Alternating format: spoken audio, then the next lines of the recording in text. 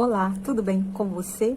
Eu vim aqui para mais uma videoaula. Apesar de que o foco principal são os meus alunos, eu vou deixar esse vídeo de uma forma pública para que outras pessoas possam se beneficiar desse conhecimento.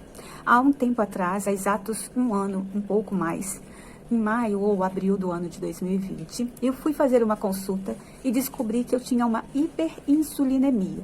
Então, o que isso significava? Que os meus níveis de insulina estavam além do desejado. E o interessante é que esses níveis estavam dentro daquilo que a gente chama de valor de referência. Observem bem, muitas vezes nós estamos com uma fé de que nós estamos saudáveis porque o valor de referência de um parâmetro tal está favorável lá dentro daquilo que está no nosso exame. Mas eu quero te dar uma notícia não tão boa assim. O valor de referência, ele não é um parâmetro clínico, ele é um parâmetro estatístico. Isso significa que, como a maioria das pessoas que buscam um laboratório para avaliar esse ou aquele resultado de uma demanda que o médico pediu, que o nutricionista, que o terapeuta, que o enfermeiro solicitou, então esse número de pessoas, os seus resultados é colocado como referência. Então é normal, é a normalidade de quem busca o laboratório, mas isso não significa dizer que é aquilo que traz saúde para você. E a insulina é assim, quando a gente dosa a nossa insulina, o valor de referência fala às vezes até 19 ou mais. Acontece que era bom que esse parâmetro não passasse de 5. Sim, pensa bem, hein? Então, a maioria das pessoas que buscam esse laboratório estão com a hiperinsulinemia. E o que isso significa? A insulina está alta e o nosso corpo acaba criando resistência a este hormônio. E esse hormônio, ele faz o que ele cumpre. Mesmo ele estando alto, ele não vai deixar de trabalhar. Ele vai ter dificuldade de fazer o seu papel, mas ele vai fazer. Porque a nossa alimentação contribui para que tenha muitas coisas que, no fim, ao se desdobrar, virem glicose. E a glicose pode vir de onde? De alimentos saudáveis, mas principalmente da alimentação ocidental. Uma alimentação fortemente baseada em carboidratos. Os alimentos foram sendo industrializados e o que mais tem facilidade de conservar são os que têm os carboidratos. Então, eles foram desdobrando, fazendo várias reações industriais para vender um produto altamente palatável, um sabor agradável, mas nem tão saudável assim. E o que sobra nesses industrializados geralmente são o quê? Muito carboidrato. Não somente pela composição do alimento, mas também pela adição de substâncias que vão conservar. Um dos conservantes mais comuns é a frutose. A frutose é usada como conservante, pessoal. Veja bem, então o alimento pode ser salgado, que ele está altamente concentrado de frutose. E a frutose é uma irmã gêmea da glicose com um problema a mais. A frutose não vai para canto nenhum a não ser o fígado. E tudo no corpo da gente, que não vai para lugar nenhum, só vai para o fígado, nós dizemos que é uma toxina. Então a frutose é um veneno. Aí você pode pensar, então eu não vou comer frutas.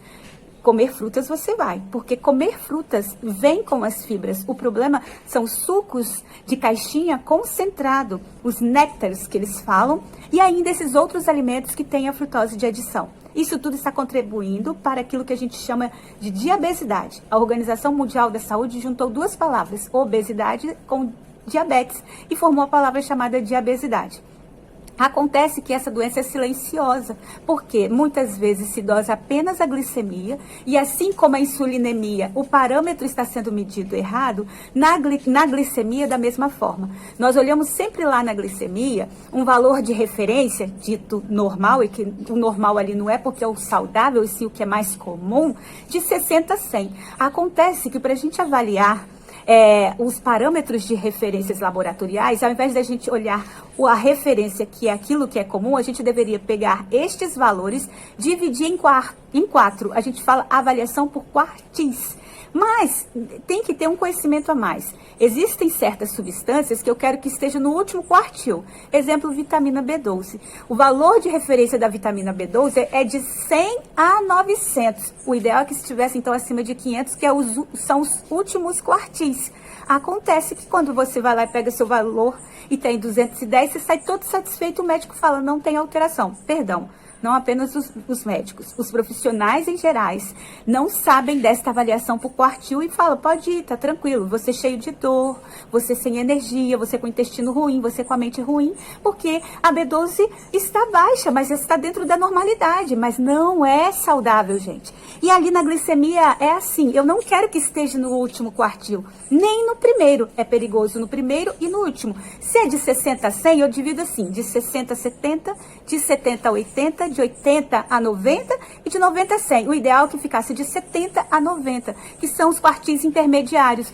Mas as pessoas chegam lá com 90, 95, 99, ó, parabéns, recebe o parabéns ainda do profissional que atende. E ele está com uma baita de uma resistência insulínica. E o profissional nem pediu a insulina para ver. E mesmo se pedisse a insulina, ele ia chegar com a insulina lá de 15 e ele ia falar parabéns. E vocês aprenderam comigo que a insulina tem que estar no primeiro quartil. Então, pessoal, é muita coisa que a gente precisa aprender, mas o mais importante é que, apesar de que quando essas doenças acontecem, aumenta o risco de doença cardiovascular, de problemas visuais como catarata, aumenta o risco de doenças crônicas como insuficiência renal crônica, aumenta o risco de câncer como câncer de mama, todas essas doenças podem ser controladas a partir do momento que nós tomamos para nós a responsabilidade.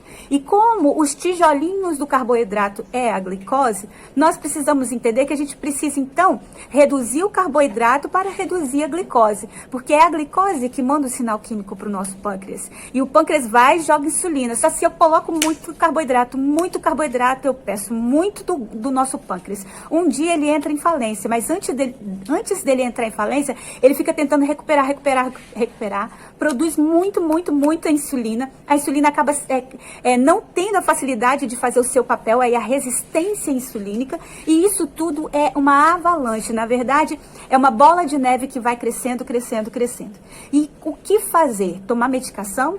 Preventivamente, eu vejo pessoas, é porque a família tem diabetes. Nós precisamos respeitar o nosso gene, isso é verdade. Mas essas doenças, elas dependem muito mais da epigenética, ou seja, daquilo que nós fazemos para expressar esse gene.